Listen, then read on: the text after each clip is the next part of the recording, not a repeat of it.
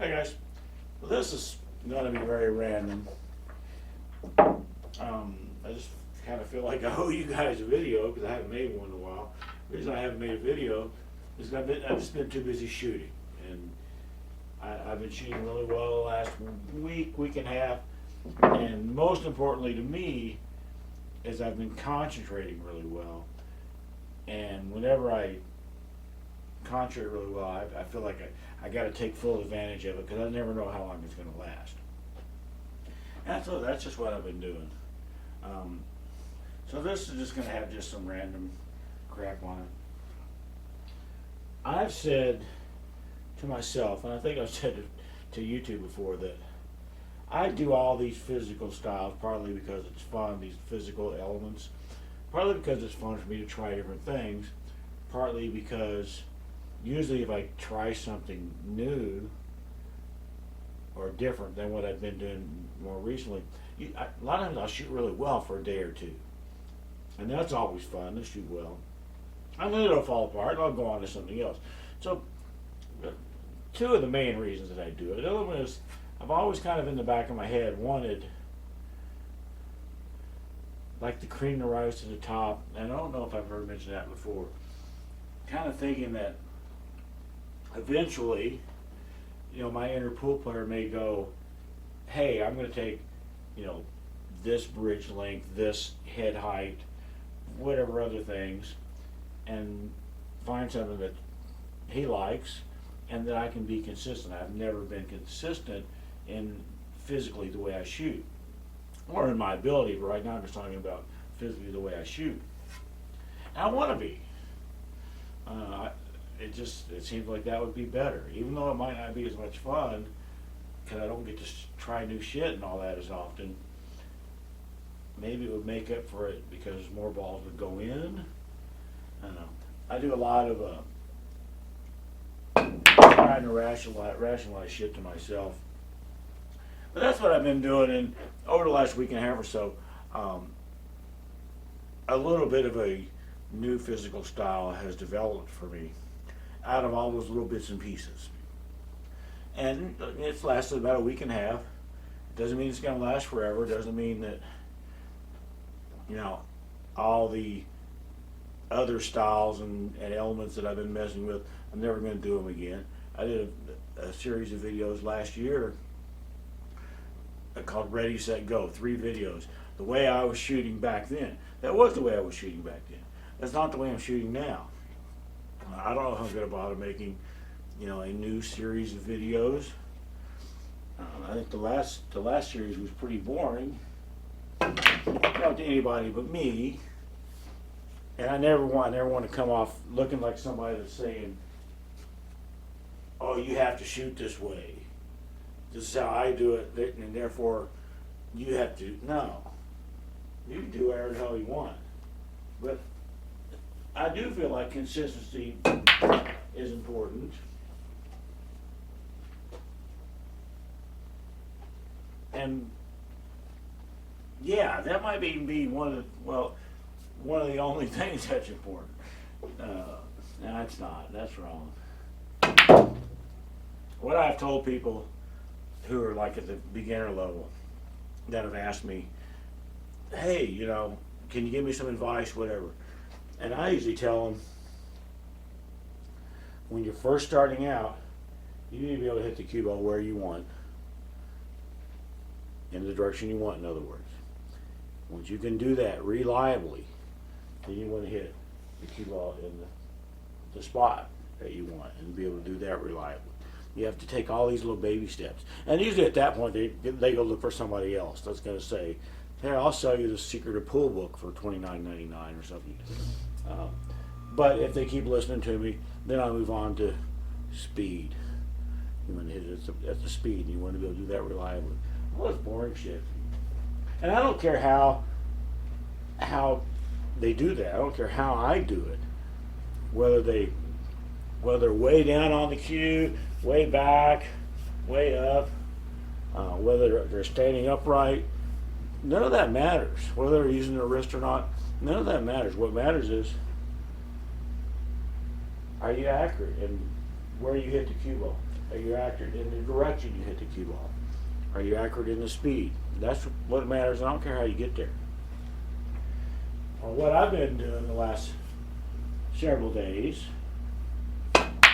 has been, I think, helping my accuracy, except for that shot, in all three categories.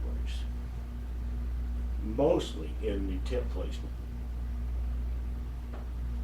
but also in the tip direction or cue direction, and sometimes the speed. Sometimes the speed is wrong, but that doesn't mean that what I'm doing is messed up. It means that my judgment was off in that case.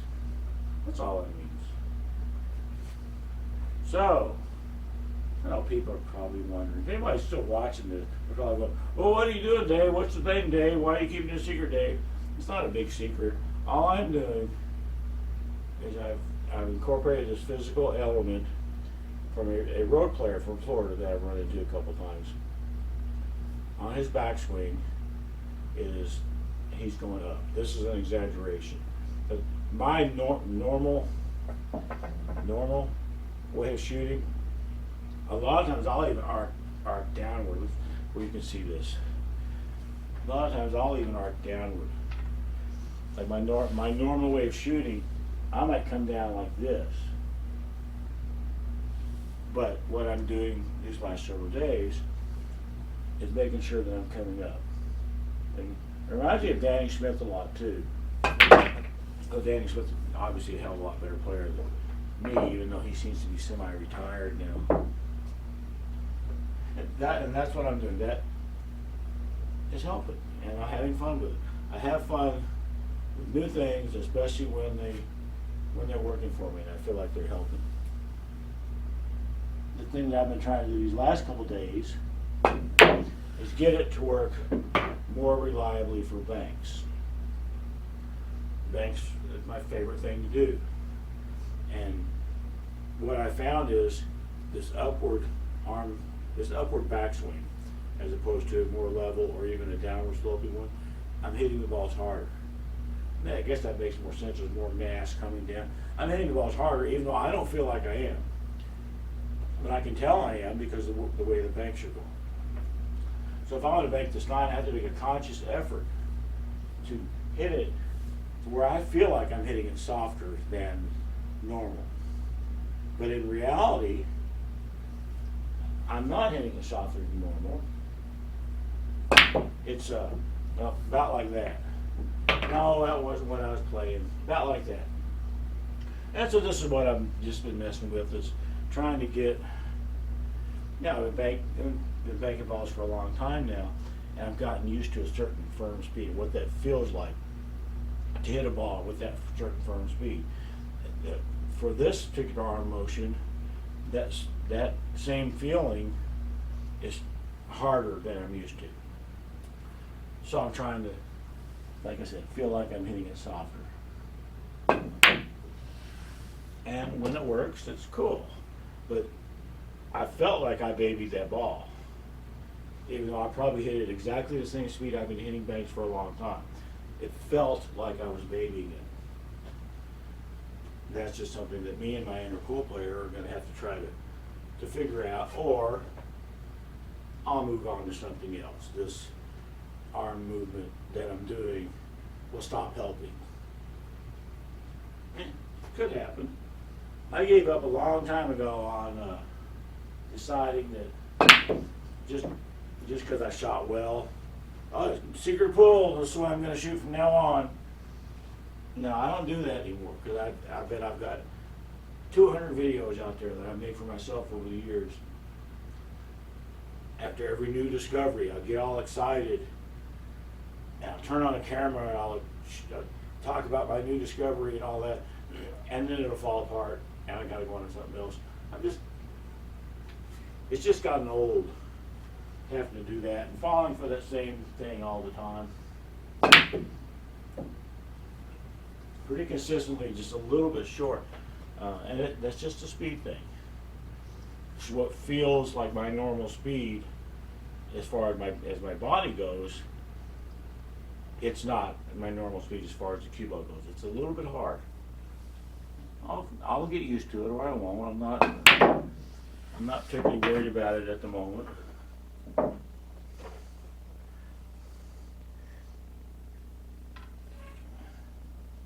trying to figure out how I should even broach this subject, because I don't have any examples, and I'm not sure that there are any examples like this. One of the things that I've been trying to do is explain my opinions about contact-induced throw and spin-induced throw. One of the things in one of my books over there, I think it's Science of Pocket Billiards, talks about how on a almost full hit you're going to get some contact-induced throw. On about a half ball hit, you're going to get the maximum contact-induced throw. And then as the shot gets thinner, you're going to get less and less contact-induced throw. Another book or video or whatever I saw explained it as contact time. So imagine, I mean, these balls are not 100% rigid. You can't tell that they give a little when you do this, but they do. If I have a ball that is hitting very thinly, it's not going to have very much contact time. That's not going to be very much. If it's here, there's going to be more, and therefore there's going to be more spin that gets transferred to the floor. There's going to be more contact-induced throw that gets transferred to the floor. If it's coming in really thin, that's a really brief contact time, so you're not going to get as much. On an almost full hit, it starts to, that wasn't explained to me. I think it's just because the angle that this cue ball is coming in at doesn't really want to throw the four very much anyway, because it's pretty close to what the original angle. Not a physicist, just a pool player that tries to understand a lot of shit. But what I was going to get at was, if you ever get the opportunity to watch some of the top Filipino people like Efren, they want to cut this four. Efren will probably more often than not, depending on what position he needs, he will more often than not put right English on this four ball, on this cut, which kind of seems counterintuitive, and it did to me at first, because you think, oh, right English is going to throw the four more this way, more into this rail, but that's not what's going to happen. Right English is going to decrease that contact time even more than it would be just with a regular thin cut. And I hope that made a little bit of sense. If I just cut this four, the contact time between the cue ball and the four is going to be very, very brief. There's not going to be very much contact-induced throw at all. If I cut the four with right English, and now the cue ball is spinning. It's not only moving that way, but it's also spinning. So this side of the cue ball is moving even faster. So there's going to be even less contact-induced throw. Now, after all that rambling, I'm probably going to miss the entire four ball, because I set up a really tough example. But I'm putting right English on this, not left. If I put left on it, I don't know if this is the same shot. It doesn't seem like the same shot. If I put left on this thing, something weird happens. And the reason I didn't want to broach this subject is because you guys are out there in YouTube land. You don't know what the hell I'm doing or looking at and all that. And plus, as I've mentioned before, I'm a human being. Yep. And I'm not, I can't do the same thing every time. I'm not a robot. But if I put left English on this cue ball, now it's moving really fast. That contact time is short, but now it's got left English. So the edge of the cue ball, when it hits the four, is going in the opposite direction. That's going to increase that contact time. So, as weird as it seems, this shot is harder to make. This very thin cut is harder to make with left English. It's, the only way I can make this with left English is by cutting it and hoping that I throw it in. I'm trying to throw it in with English. Whereas if I just put right English on, like I did the first time, it's just a cut. And because it's so thin, and because that contact time is so brief, I don't have to worry at all about any contact-induced throw. So I'm going to try this with left English, and just like the last time, I probably missed the whole ball, although I'll get a little bit of squirt, so I'll probably hit it too full. And again, this is just, I won't know until I shoot it what happens. This is it with left English. So missed the whole ball. Doesn't surprise me a bit. Doesn't surprise me a bit. Missed the whole ball again. That one surprised me a little bit because I got my feet in the same place.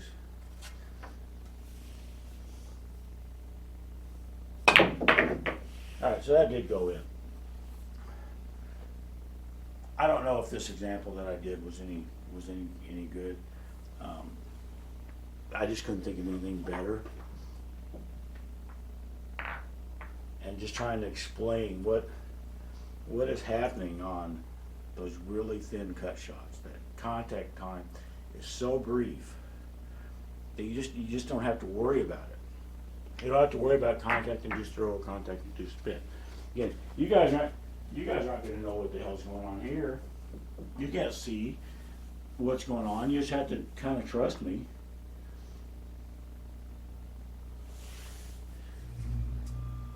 So I've got this shot lined up dead to the center of the pocket. Dead to the center of the pocket. And this shot over here, if I take away the 9 and just want to cut the 3 right here, that's about my limit of being able to cut a ball. But for purposes of this, all I'm going to do is I was going to shoot the 9 dead in the face hard, so the 3 makes it to the pocket, and the 3 is not going to throw. The 3 is going to go in the center of the pocket because that contact time is so brief. There's not any contact-induced throw. And you guys just have to, take my word for it. That's what happens. If it's that brief. If I shoot the same shot from like here and dead straight at the 9, now the 9 and 11 are going to have all kinds of contact time. So that 11 is absolutely going to throw down that way. It may throw down that way far enough that it doesn't even go in anymore. Now, it still went in, but it did go to that side at the point at the foot end of the table. And that's the kind of stuff I'm trying to talk about, is for really thin shots, you can either try to throw a ball in with outside English. Let's make one that's not quite as ridiculous. I can throw this 9 in with left English, or I can put right English on it and just cut it. If I put right English on it and cut it, or if I hit center ball and cut it, it's pretty much the exact same cut. I'm not going to get any throw, any contact-induced throw in either case because this contact time is so thin. It's so brief. I overcut that one a little bit, but again, you kind of either have to take my word for it or try yourself or just dismiss the whole idea. But that is truly what I believe is happening. And I've had books and videos that have backed up that opinion. Well, it gave me that opinion originally, and then by me experimenting, I was able to see, yeah, that's the case. That is the case. If that contact time is really thin, see, I've said that twice now. If the contact time is really brief, there's not enough time for contact-induced throw to happen. Something like that.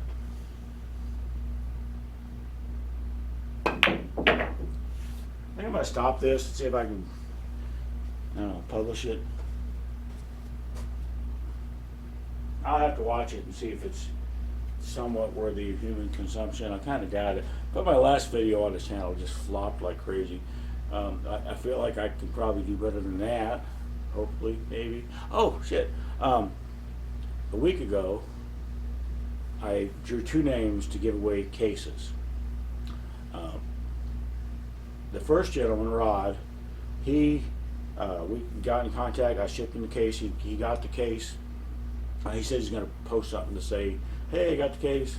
Dave's not a scammer, that type of deal. I don't know if he's done it yet. The second name that I drew was Tim, and I have not been able to get a hold of him. I'm thinking I'm going to wait a week, another week now. So next Monday, if I haven't heard anything back from this Tim Jones, I'm going to draw another name, and they will get to choose between a red or a black J Flowers case, 3x5. I think that's the plan. All right, later.